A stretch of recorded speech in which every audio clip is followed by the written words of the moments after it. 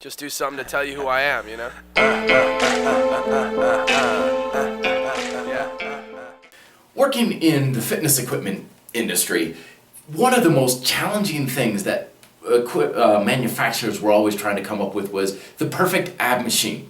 And the reason for this is because the abs are notoriously difficult to really target and hit. Part of the reason is because of just how they are in your anatomy. They're not quite like a simple cut and dry muscle group with a joint to them. Okay? A lot of things like the bicep, here's your elbow. Elbow bends, biceps working. Very, very simple. Same with a joint in the wrist, shoulder joint, joint in the hips and the knees and the foot. Basically, if you can get something to happen at that joint, the target muscle is working. So it's really easy to build machines for this sort of thing. The problem is, your abs are not built around a joint, but many joints. Most specifically, your vertebrae. So this is kind of a crude picture here, but this is your rib cage, this is your spine, this square thing is your pelvis, your joint, and there's your humerus and your knee and so on. The thing is, if you're going to get your abs to really work, what you need to do is have flexion and extension along your spine. And the more of your spine you involve, the better. Okay, so your entire spine, from the back of your neck all the way down to your tailbone, ideally. Okay, so what ends up happening is you get a lot of these machines that are some of them are free form, like cable machines, where you're like pressing down and stuff like that. Or some of them involve something of a pad that's kind of like an arch like this. I know ab mats are kind of designed like that. A lot of times you find weight machines with pads that are arced and everything. What they're trying to do is get your spine to extend and flex. Because if you can get your spine to extend and flex, then your abs are working. But, this is a big but, the problem is a lot of times what ends up happening is we use a secondary joint that's so close, which is in the hip. So the hips are involved. Okay, I'll keep the same color. Hips are involved to engage the hip flexion of the leg and the pelvis, and what ends up happening is the spine has a little bit of movement, and the abs, for the most part, they're not really involved that much. So anytime you're doing like ab exercises and you're like, oh, I feel my lower back and stuff, it's not your abs or anything, it's because your hips are engaged.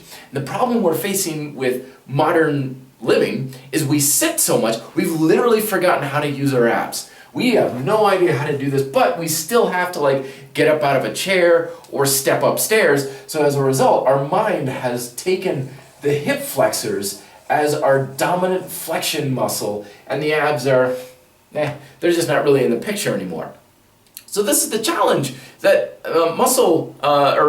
weight machine and manufacturers and all these gadgets and gizmos and ab machines and everything, what they're trying to do, it's like, how do we do this? One of the biggest problems with all these mats and pads and everything that's arched is, yes, it causes spinal extension, but we still don't have the muscle engagement to cause muscle or spinal flexion. So the abs still aren't involved, and we're putting even more engagement on those hips. So here's how I propose we get towards fixing this. Number one is give up, well, not so much give up, but the most perfect ab machine that we have for this sort of thing, the perfect for just the right fit, because that's another thing is a lot of times these manufacturers are like, well, should the pad be here? Should the pad be here? Should it be big? Should it be small? No one can ever agree on anything. We're just guessing because nobody's ever built the same. But there is a machine that is built perfectly for you, and it's got the perfect curvature in order to make your spine move, and you're sitting on it. It's your ass. Your glutes are the perfect curvature to cause what really is important is this not so much spinal extension and flexion, which is what we were after, but pelvic movement. The pelvic movement is really what we're going for. And this is why leg raises are one of the preferred abdominal exercises in the bodyweight community compared to sit-ups. Because if we can get this sort of, I'll try and demonstrate here with a bottle, if we can get the pelvis to rock and move on the glutes, what this does is the spine will arch and bow along with the exercise. And your glutes are the perfect muscle to make that happen. So here's your homework, long-winded I know, is leg raises, okay?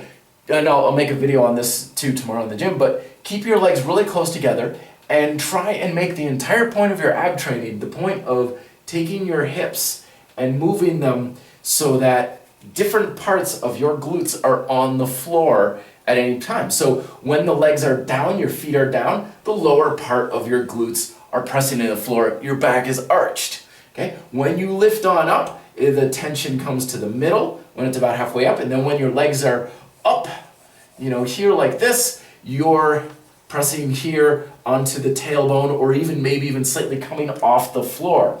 And that's your number one objective with using nature's most perfect ab machine. So practice it. Let me know if you have questions down below. Till then, be fit, live free.